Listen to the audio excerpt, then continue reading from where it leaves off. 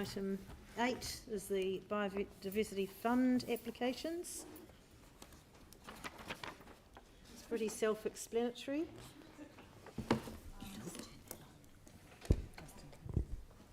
Welcome. Thank you. Nicholas, is it? Nicholas? Yes. Hi.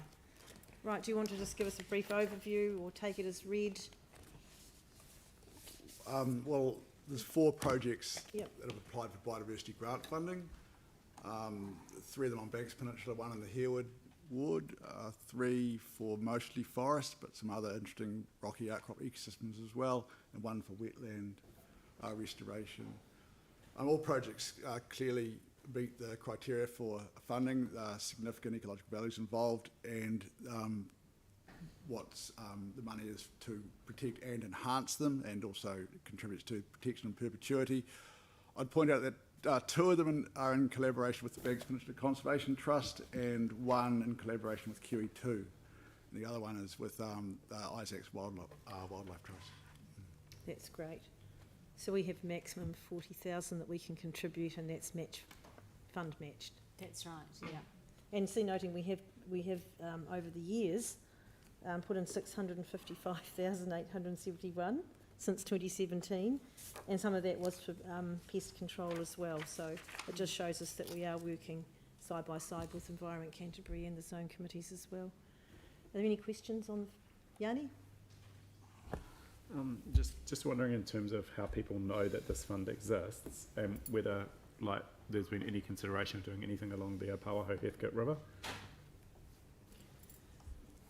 The information is on the council's web page. In terms of the Heathcote, the funding is for private land, and so I'm not aware of there being any funds assigned to the Apawaho Heathcote. Yeah, this is different, and it's So, sites of ecological significance. Take as the well. Kenaway farm site where we had the fire, which we still haven't seen the repair.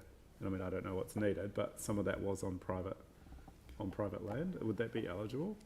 If the owner applied and Right. the site had significant ecological values, yes, it would have been eligible. Right. Okay. So they just fill out an application form online.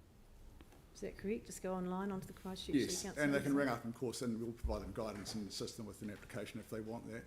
Oh, that's good. Yeah, Good that to might be know. quite good. I don't know if you know the area I'm talking about, but it's just where you've got that huge new subdivision that doesn't, it goes quite close to the river. So I presume that would be included. I know the area, and I also know the river, which is an ecological site. It's listed in the plan as a significant site. Yeah. Cool. Thanks, Yanni. Phil?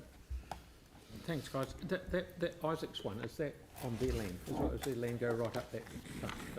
Yeah, a big chunk of farmland there. Yes, yeah, fair enough. No. Any more questions? Mike?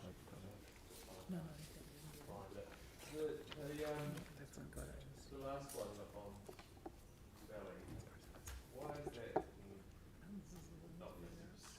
Why are we not matching the landowner?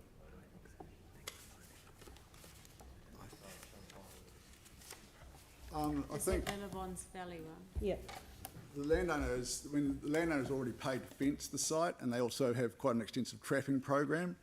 And so the council's contribution is to contribute to the formal registration of the covenant boundaries, which is an administration cost, but also to pay for an ecological assessment, because one of the requirements of getting funding is that the site is then, in theory, entered into the district plan, recognised in the district plan as a significant site. So the funding is just contributing to that. The site itself is a marvellous forest remnant. It's got extremely high values. But that's all they requested, isn't it? That's all they were requesting, yes. Right.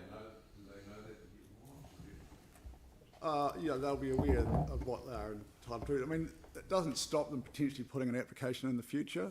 The fund isn't limited to just one application per property or per site. As long as it's justified and meets the criteria, they can apply for future funding. But for the most part, they seem to have most things under control there. There's been a lot of effort they've put in on their own. Right.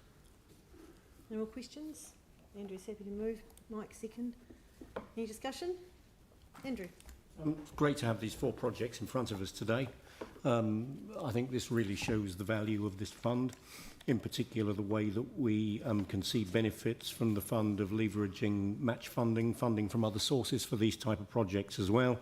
In terms of our strategic directions, we're getting positive ecological and biodiversity benefits, partnership, collaboration, and broadly assisting with addressing climate change issues as well. So aligned with our strategic directions and really seeing the benefit through these 4 projects, which are quite different in terms of the way this fund is helping us achieve the outcomes that we're seeking.